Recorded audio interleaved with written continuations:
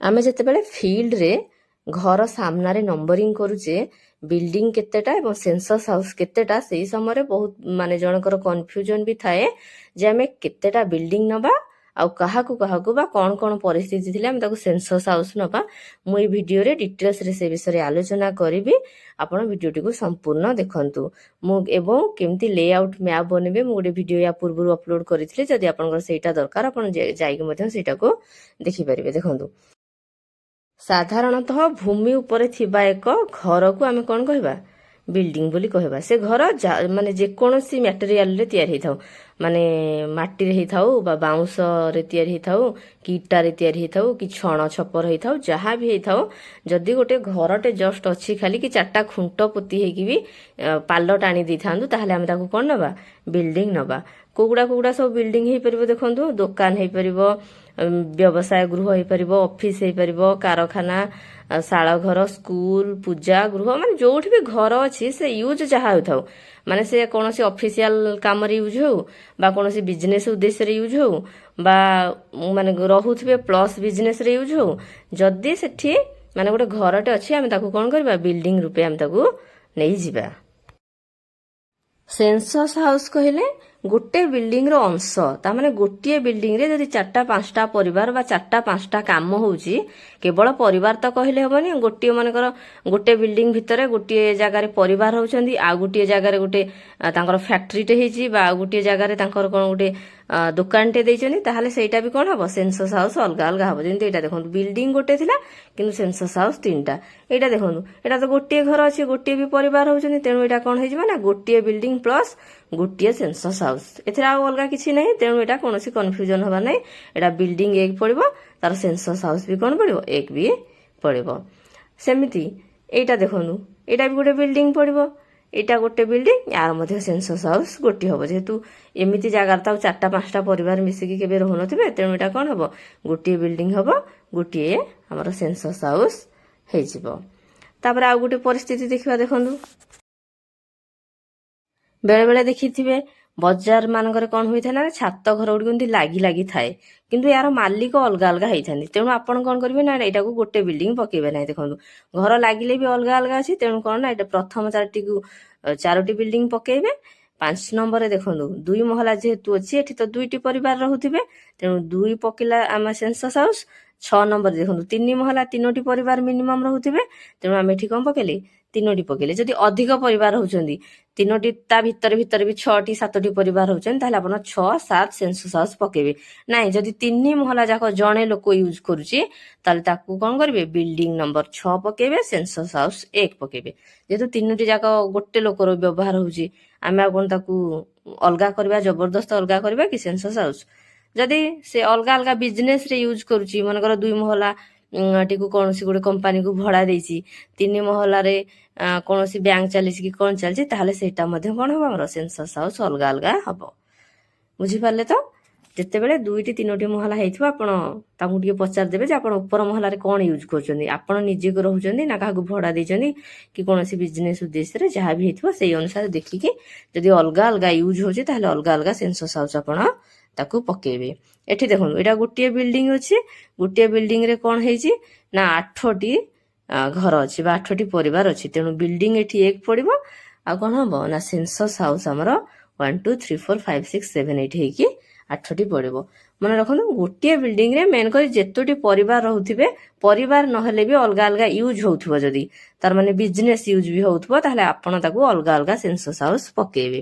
ଏଇଟା ଗୋଟେ ପରିସ୍ଥିତି ଦେଖନ୍ତୁ। ଏଇ ପରିସ୍ଥିତିରେ କ'ଣ ହେଇଛି ନା ଗୋଟେ ବିଲ୍ଡିଂ ଅଛି, ତାର ଦେଖନ୍ତୁ 5ଟା ରୁମ୍ ଅଛି। କେତେଟା ଅଛି? 5ଟା ରୁମ୍ ଅଛି, କିନ୍ତୁ ପ୍ରଥମ 2ଟି ରୁମ୍କୁ କ'ଣ କରୁଛନ୍ତି ନା ଗୋଟିଏ ପରିବାର ୟୁଜ୍ କରୁଛନ୍ତି, ଆଉ ଯୋଉ 3 ନମ୍ବର 4 ନମ୍ବର 5 ନମ୍ବର ରୁମ୍କୁ ଆଉ ଗୋଟିଏ ପରିବାର ୟୁଜ୍ କରୁଛନ୍ତି। ତାମାନେ ଏଠି କ'ଣ ହେଇଯାଉଛି? 5ଟା ବାଟ ଅଛି ବୋଲି ଆପଣ ଆଉ ଏଠି କ'ଣ କରିବେ? 5ଟି ବିଲ୍ଡିଂ ବା 5ଟି ସେନ୍ସସ୍ ହାଉସ୍ ଦେବେ ନାହିଁ। ଯେହେତୁ ଗୋଟିଏ ବିଲ୍ଡିଂ ଗୋଟିଏ କ୍ୟାମ୍ପସ୍ ଭିତରେ ଅଛି, ଗୋଟିଏ ବିଲ୍ଡିଂ ଅଛି, ତେଣୁ ଆକୁ କ'ଣ କରିବା ନା ଆକୁ ଗୋଟିଏ ବିଲ୍ଡିଂ ଆମେ ଦବା। 5ଟି କୋଠରୀ ଥିଲେ ବି ଆମେ କ'ଣ କରିବା? ଆକୁ 2ଟି ସେନ୍ସସ୍ ହାଉସ୍ ଦେବା। 5 ଦେଲେ ଭୁଲ ହେଇଯିବ। 1 2 କୁ ଜଣକୁ ଦେଇଦେବା, 3 4 5 କୁ ଆଉ ଜଣକୁ ଦେଇଦେବା। ଆଉ ଗୋଟେ ପରିସ୍ଥିତି ଦେଖନ୍ତୁ, ଗୋଟିଏ ହତା ମଧ୍ୟରେ ହଷ୍ଟେଲ ସହିତ ଅନ୍ୟ ଏକ ଘର ଅଛି। ଦେଖନ୍ତୁ, ହଷ୍ଟେଲ ଗୋଟେ ଅଛି, ଏଇଟା ବାହାରେ ଆଉ ଗୋଟେ ଅଛି, ଯୋଉଠି କ'ଣ ରହୁଛନ୍ତି ନା ଗୋଟିଏ ଘରେ ୱାର୍ଡେନ୍ ରହୁଛି ଆଉ ଗୋଟିଏ ଘରେ କ'ଣ ରହୁଛି ରୋଷେଇଆ ରହୁଛି। ତାହେଲେ ଏଠି କେତୋଟି ସେନ୍ସସ୍ ହାଉସ୍ ହବ?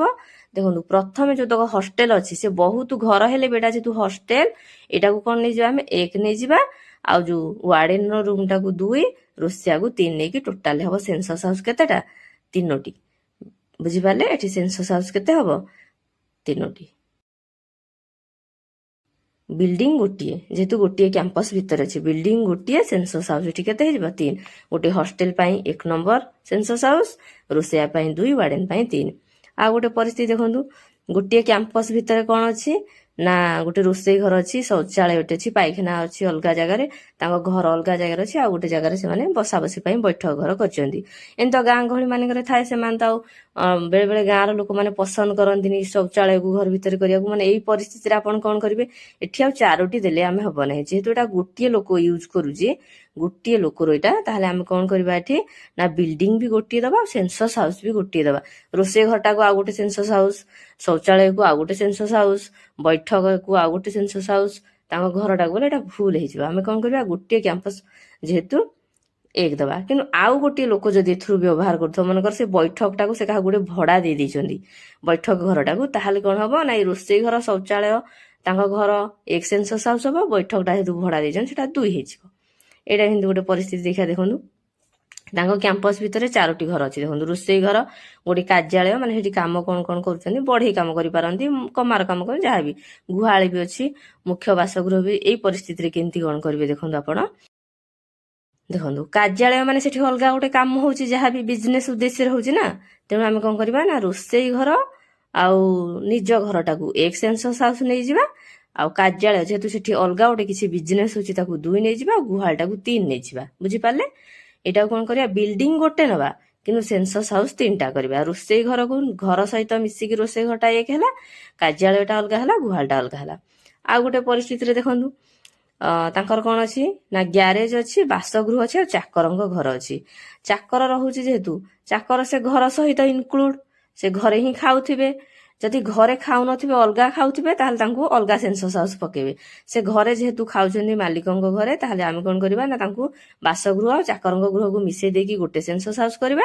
ଆଉ ଗ୍ୟାରେଜଟା ଯେହେତୁ ସେଟା ଗୋଟେ ଅଲଗା ବିଜନେସ ଉଦ୍ଦେଶ୍ୟରେ ୟୁଜ୍ ହଉଛି, ସେଟାକୁ ଆମେ କରିବା 2 ନମ୍ବର ପକେଇବା। ବୁଝିପାରିଲେ ତ? ଚାକରଙ୍କ ଘର ବାସଗୃହ ମିଶିଗଲା, କାହିଁକି ନା ଚାକର ଯଦି ଘରେ ମାଲିକ ଘରେ ଖାଉଛି, ଯଦି ମାଲିକ ଘରେ ଖାଉନାହାନ୍ତି, ତାହେଲେ ତାଙ୍କୁ ଏଠି 3ଟା ସେନ୍ସସ୍ ହାଉସ୍ ହେଇଯିବ। ବୁଝିପାରିଲେ? ଇମ୍ପୋର୍ଟାନ୍ସଟା ବୁଝିପାରିଲେ ତ? ମେନ୍ କରି ଦେଖିବେ ଯେ ଆପଣଙ୍କ ୟୁଜ୍ଟା କ'ଣ ହଉଛି। ଏଟା ଦେଖନ୍ତୁ, ଏଟା ଘୋଷିଲେ କି କ'ଣ ତାର ଫର୍ମୁଲା ନାହିଁ, ଆପଣ ନିଜ ବୁଦ୍ଧି ଖର୍ଚ୍ଚ କରିକି ଆପଣଙ୍କୁ ସେଠି କରିବାକୁ ପଡିବ। ଏଇଟା ଦେଖନ୍ତୁ ଗୋଟେ କ'ଣ ଅଛି, ଗୋଟେ ବାସଗୃହ ଅଛି, ଗୋଟେ ଗ୍ୟାରେଜ ଅଛି, ଗୋଟେ ଚାକରଙ୍କ ଘର ଅଛି। ଗୋଟିଏ ବିଲ୍ଡିଂ 3ଟି ସେନ୍ସସ୍ ହାଉସ୍ ହବ। କାହିଁକି? ମୁଁ ଯୋଉଟା ଏଇନା କହୁଥିଲି କ'ଣ ନା ଗ୍ୟାରେଜ ତ ବିଜନେସ, ସେଇଟା ଗୋଟେ ସେନ୍ସସ୍ ହାଉସ୍ ହେଲା। ଘର ଗୋଟେ ସେନ୍ସସ୍ ହାଉସ୍ ହେଲା। ଚାକର କ'ଣ ହଉଛି ନା ସେ ମାଲିକ ସହିତ ମିଶିକି ଖାଉନି, ସେ ତାର ଅଲଗା ରାନ୍ଧିକି ସେ ତାର ତା ପରିବାର ଧରିକି ରହୁଛି। ତେଣୁ କ'ଣ ହେଲା ନା ଗ୍ୟାରେଜ 1 ହେଲେ ଘର 2 ହେଇଯିବ, ଆଉ ସେଇଟା ହେଇଯିବ 3। ବୁଝିପାରିଲେ ତ? ନହେଲେ ଘର 1 ହେଲେ ଗ୍ୟାରେଜକୁ 2 ଦେବେ ଆପଣ, ଆଉ ଚାକର ଘରକୁ 3 ଦେଇଦେବେ। ଏମିତି କରିକି 3ଟି ସେନ୍ସସ୍ ହାଉସ୍ ହେଇଯିବ। ବୁଝିପାରିଲେ? ଯେହେତୁ ରୋଷେଇ ଏଠି ଅଲଗା ହେଇଗଲା, ତେଣୁ ତାର ସେନ୍ସସ୍ ହାଉସ୍ ବି କ'ଣ ହେଇଗଲା? ଅଲଗା ହେଇଗଲା। ବୁଝିପାରିଲେ ସେନ୍ସସ୍ ହାଉସ୍ ମାନେ କ'ଣ ଆଉ ବିଲ୍ଡିଂ ମାନେ କ'ଣ? ଆପଣଙ୍କୁ ନିଜ ବୁଦ୍ଧି ଖର୍ଚ୍ଚ କରିକି ଏଟାକୁ ଦେବାକୁ ପଡିବ। ସବୁବେଳେ ସମାନ ପରିସ୍ଥିତି ହେବ ନାହିଁ। ଆପଣ ଦେଖିବେ ମେନ୍ ୟୁଜ୍ କୋଉଟା, ଯୋଉଟା ବିଜନେସ ଉଦ୍ଦେଶ୍ୟରେ ୟୁଜ୍ ହଉଛି।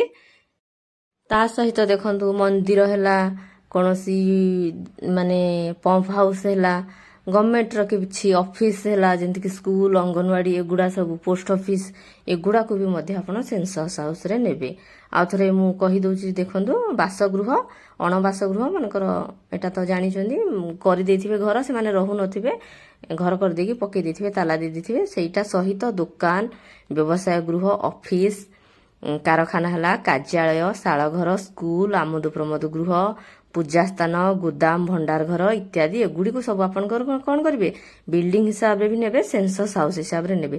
ତା ସହିତ ବି କ'ଣ କ'ଣ ଅଛି ଦେଖନ୍ତୁ, କେତେ ଜାଗାରେ କ'ଣ ହୁଏ ନା ବାସଗୃହ ସହିତ ମିଶିକି ଅଲଗା ଗୋଟେ ବିଜନେସ ତାଙ୍କର ଚାଲିଥାଏ। ଯେମିତିକି ବାସଗୃହ ସାଙ୍ଗେ ମିଶିକି ଦୋକାନ, ବାସଗୃହ ସାଙ୍ଗେ ମିଶିକି ତାଙ୍କର କିଛି କାର୍ଯ୍ୟଶାଳା, ଯେମିତିକି ମନେକର କମାର ତାର କାମ କରୁଥିବ, ବଢେଇ ତାର କାମ କରୁଥିବ, ଏଇ ଟାଇପ୍ର, ବାସଗୃହ ସହିତ ଡାକ୍ତରଙ୍କର କ୍ଲିନିଂ କିମ୍ବା ଟ୍ୟୁସନ କେନ୍ଦ୍ର କିମ୍ବା ବ୍ୟୁଟି ପାର୍ଲର ଏଇ ଟାଇପର ଯାହା ସବୁ ମିଶିକି ଗୋଟେ ମାନେ ଘର ବି ସେମାନେ ରହୁଥିବେ ପଛଆଡେ ଆଗ ଆଡେ ସେମାନେ ଗୋଟେ ଦୋକାନଟେ ଦେଇଥିବେ ଏଇ ଟାଇପର ବି ଯଦି ଅଛି ଆପଣ ତାକୁ କଣ କରିବେ ନା ବିଲ୍ଡିଂ ପ୍ଲସ୍ ସେଠି ସେନ୍ସସ୍ ହାଉସ୍ ଯୋଡେ ଲେଖେ ଦେବେ ମାନେ ଘର ପାଇଁ ସେନ୍ସସ୍ ହାଉସ୍ 1 ଆଉ ତାର ଯୋଉ କାମଟା ସେ କରୁଛନ୍ତି ସେଥିପାଇଁ ସେନ୍ସସ୍ ହାଉସ୍ 2।